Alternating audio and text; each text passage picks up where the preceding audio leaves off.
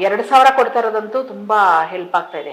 ಇವತ್ತು ಮಕ್ಳಿಗೆ ಟ್ಯೂಷನ್ಗೆ ಇರ್ಬೋದು, ಸ್ಕೂಲ್ಗೆ ಅಡ್ಮಿಷನ್ಗೆ ಇರ್ಬೋದು, ಅವ್ರಿಗೆ ಲ್ಯಾಪ್ಟಾಪ್ ಕೊಡಿಸುವಂಥದ್ದು ಇರ್ಬೋದು, ಮತ್ತೆ ಬೇರೆ ಬೇರೆ ಇದಕ್ಕೆ ಬಳಸ್ತಾ ಇದ್ದಾರೆ ದುಡ್ಡು. ಅದು 2,000 ಸಿಗೋದು ನಿಜವಾಗ್ಲೂ ಎಷ್ಟೋ ಒಂದು ಹೆಲ್ಪ್ ಆಗ್ತಾ ಇದೆ ಅವ್ರಿಗೆ. ಮತ್ತೆ ಅಕ್ಕಿ ಸಿಗ್ತಾ ಇದೆ, ಫ್ರೀಯಾಗಿ ಅಕ್ಕಿ ಸಿಗ್ತಾ ಇದೆ, ಕರೆಂಟ್ ಬಿಲ್ಲು ಫ್ರೀ ಇದೆ. ಮತ್ತೆ ಬಸ್ಸಿಂದಂತೂ ತುಂಬಾ ಯೂಸ್ ಮಾಡ್ಕೊಳ್ತಾ ಇದ್ದಾರೆ ಹೆಣ್ಮಕ್ಳು.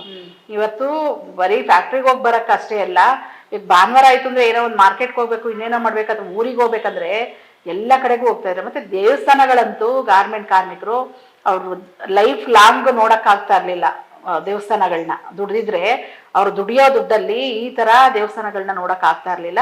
ಇವತ್ತು ಕರ್ನಾಟಕದಲ್ಲಿ ಎಲ್ಲಾ ದೇವಸ್ಥಾನಗಳನ್ನೂ ಕಾರ್ಮಿಕರು ನೋಡಿದ್ದಾರೆ. ಎಲ್ಲ 5-5 ಜನ ಗುಂಪಾಗಿ, 10 ಜನ 5 ಜನ ಗುಂಪಾಗಿ ಹೋಗ್ತಾರೆ.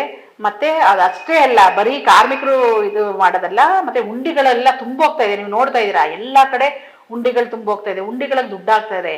ಬರೀ ಗಾರ್ಮೆಂಟ್ ಹೆಣ್ಮಕ್ಳಲ್ಲ, ಹೆಣ್ಮಕ್ಳು ಎಲ್ಲಾ ಹೆಣ್ಮಕ್ಳು ಬಸ್ಸು ಸೌಲಭ್ಯಗಳನ್ನ ಪಡ್ಕೊಳ್ತಾ ಇದ್ದಾರೆ. ಅದರಲ್ಲೂ ಯಾರು ಏನೇ ಹೇಳ್ಬಹುದು, ಇದು ಬಿಟ್ಟಿ ಯೋಜನೆ ಸರ್ಕಾರ ಲಾಸ್ ಆಗ್ಬಿಡುತ್ತೆ, ಆ ತರ ಏನಿಲ್ಲ. ಯಾವಾಗ್ಲೂ ಜನಗಳ ಕೈಗೆ ಹಣ ಬರಬೇಕು, ಹಣ ಬಂದು ಖರ್ಚಾಗ್ಬೇಕು. ಅದು ಖರ್ಚಾದಾಗ, ಇನ್ವೆಸ್ಟ್ ಆದಾಗ ಅದು ಜಾಸ್ತಿ ಡೆವಲಪ್ ಆಗುತ್ತೆ. ದುಡ್ಡು ತಗೊಂಡೋಗ್ಬಿಟ್ಟು ಒಂದು ರೂಮಲ್ಲಿ ಬೀಗ ಹಾಕ್ಬಿಟ್ಟು ಇಟ್ಬಿಟ್ರೆ ಅದು ಇದಾಗಲ್ಲ. ಅದನ್ನ ಇನ್ವೆಸ್ಟ್ ಮಾಡ್ಬೇಕು, ಉತ್ಪತ್ತಿ ಆಗ್ಬೇಕು, ಅದರಿಂದ ವಸ್ತುಗಳು ಉತ್ಪತ್ತಿ ಆಗ್ಬೇಕು, ಸೇಲ್ ಆಗ್ಬೇಕು, ಅಂದ್ರೆ ಹೆಚ್ಚು ಹೆಚ್ಚು ಹಣಗಳು ಬರಬೇಕು. ಹಂಗಾದಾಗ ದೇಶ ಅಭಿವೃದ್ಧಿ ಆಗುತ್ತೆ. ಇದರಿಂದ ಸರ್ಕಾರಕ್ಕೆ ನಾನು ತುಂಬಾ ಒಂದು ದೊಡ್ಡ ಥ್ಯಾಂಕ್ಸ್ ಅನ್ನ ಹೇಳ್ತೀನಿ. ಈ ತರದೊಂದು ಪಂಚ ಯೋಜನೆಗಳನ್ನ ತಂದಿರೋದು ಗಾರ್ಮೆಂಟ್ ಹೆಣ್ಮಕ್ಳಿಗೆ ತುಂಬಾ ಹೆಲ್ಪ್ ಆಗ್ತಿದೆ. ತುಂಬಾ ಅದ್ರ ಪ್ರಯೋಜನ ತುಂಬಾ ಆಗ್ತಾ ಇದೆ. ಮನೆಗಳ ಹತ್ರ ತುಂಬಾ ಜನ ಕುತ್ಕೊಂಡು ಏನು ಕೆಲಸ ಮಾಡ್ತಾರಲ್ಲ, ಅವರೆಲ್ಲ ಇವತ್ತು ಏನ್ ಮಾಡ್ತಾ ಇದಾರೆ ಅಂದ್ರೆ ಮಾರ್ಕೆಟ್ಗೆ ಹೋಗ್ತಾರೆ, ಸೊಪ್ಪು ತರಕಾರಿ ಏನೋ ಹೂವನೋ ಏನೋ ತಂದು ಸಣ್ಣದೊಂದು ವ್ಯಾಪಾರ ಶುರು ಮಾಡ್ಕೊಂಡಿದ್ದಾರೆ. ತುಂಬಾ ಜನ ಇವತ್ತು ಬೇರೆ ಬೇರೆ ಈಗ ಮನೆ ಕೆಲ್ಸಕ್ಕೆ ಹೋಗ್ತಾರೆ. ಈಗ ಬಸ್ ಫ್ರೀ ಇರೋದ್ರಿಂದ ಎಲ್ಲಿಂದನೋ ಬಸ್ ಹತ್ಕೊಂಡು ಹೋಗಿ ಒಂದ್ ಮನೆಗೆ ಹೋಗಿ ಮನೆ ಕೆಲಸ ಮಾಡ್ಕೊಂಡು ಬರೋವಂಥದ್ದು. ಈ ತರದ್ದು ಉದ್ಯೋಗ ಜಾಸ್ತಿ ಸೃಷ್ಟಿಯಾಗಿದೆ ಈ ಫ್ರೀ ಬಸ್ ಇಂದ. ತುಂಬಾ ಜನ ಹೆಣ್ಮಕ್ಳು ಕೆಲ್ಸಕ್ಕೆ ಬರಕ್ ಶುರುವಾಗಿದ್ದಾರೆ. ಮತ್ತೆ ತುಂಬಾ ಜನ ಹೆಣ್ಮಕ್ಳು ಮನೆ ಹತ್ರನೇ ಇರ್ತಿದ್ರು. ಈಗ ಗಂಡ ಕೊಡೋ 10 ರೂಪಾಯಿ 20 ರೂಪಾಯಿನೋ ನೆಚ್ಕೊಂಡು ಇರ್ತಾ ಇದ್ರು. ಇವತ್ತೇನಾಗಿದೆ, ಬಸ್ ಫ್ರೀ ಇರೋದ್ರಿಂದ ರಾಜ್ಕುಮಾರ್ ಸಮಾಧಿ ಇದೆ ಇಲ್ಲಿ, ಪುನೀತ್ ರಾಜ್ಕುಮಾರ್ ಸಮಾಧಿ, ಅಲ್ಲಿಗೆ ಎಷ್ಟು ಜನ ಮಧ್ಯಾಹ್ನ ಎಲ್ಲ ಕೆಲಸ ಮಾಡಿ ಇಲ್ಲಿಗೆ ಬರ್ತಾರೆ. ಇಲ್ಲಿಗೆ ಬಂದು ಒಂದು ರೌಂಡ್ ಹಾಕೊಂಡು ನೋಡ್ಕೊಂಡು ಎಲ್ಲ ಹೆಣ್ಮಕ್ಳು ಮನೆ ಹತ್ರ ಇರೋರೆಲ್ಲ 4-5 ಜನ ಜೊತೆಯಾಗಿ ನೋಡ್ಕೊಂಡು ಹೋಗೋದು, ಯಾವ್ದೋ ದೇವಸ್ಥಾನಕ್ಕೆ ಹೋಗೋದು, ಸಣ್ಣ ಸಣ್ಣ ಇಲ್ಲಿರೋಂಥ ದೇವಸ್ಥಾನಗಳಿಗೆ ಒಂದು ಮನೇಲೆಲ್ಲ ಕೆಲಸ ಮಾಡಿ ಪೂಜೆ ಮಾಡಿ ದೇವಸ್ಥಾನಕ್ಕೆ ಹೋಗಿ ಬರ್ತಾರೆ. ಈ ತರದ್ದು ತುಂಬಾ ಜನ ಬಸ್ಗಳಲ್ಲಿ ಓಡಾಡ್ತಾರೆ. ನಮ್ಗೆಲ್ಲ ಮುಂಚೆ ಎಲ್ಲ ಏನಾಗ್ತಿತ್ತು, ನಾವು ಬರದೇ, ನಮ್ದು ಆಫೀಸ್ 11 ಗಂಟೆಗೆ ಓಪನ್.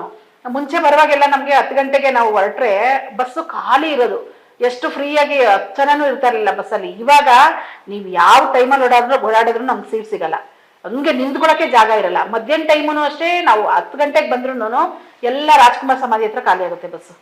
ಇಲ್ಲಿ ರಾಜ್ಕುಮಾರ್ ಸಮಾಧಿ ಹತ್ರಕ್ಕೆ ಬರ್ತಾರೆ ನೋಡಕ್ಕೆ.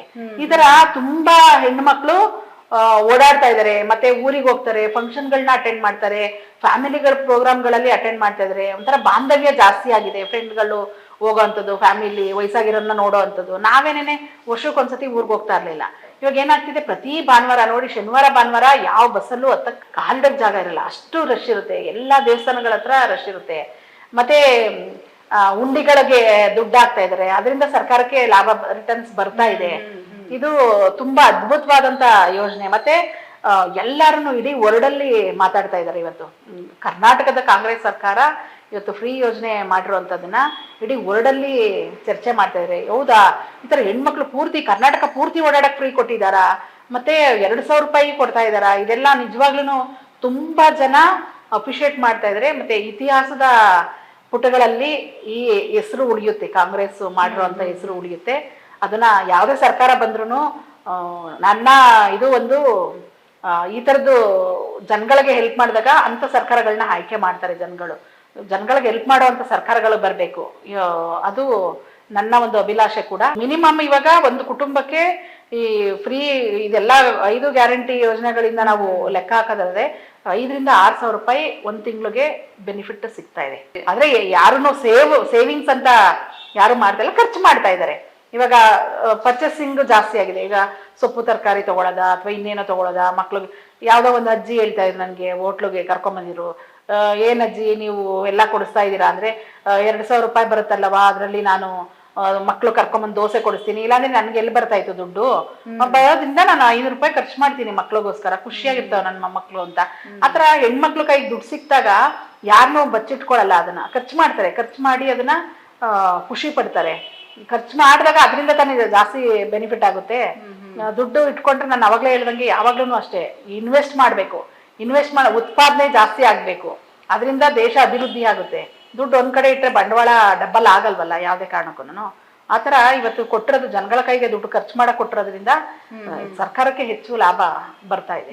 ನಮ್ಮ ವಿಜಯವಾಹಿನಿ ನ್ಯೂಸ್ ಚಾನೆಲ್ನಲ್ಲಿ ಪ್ರಮೋಷನ್, ಜಾಹೀರಾತು, ಅಡ್ವರ್ಟೈಸ್ಮೆಂಟ್ ನೀಡಲು ಸಂಪರ್ಕಿಸಿ 9535808456.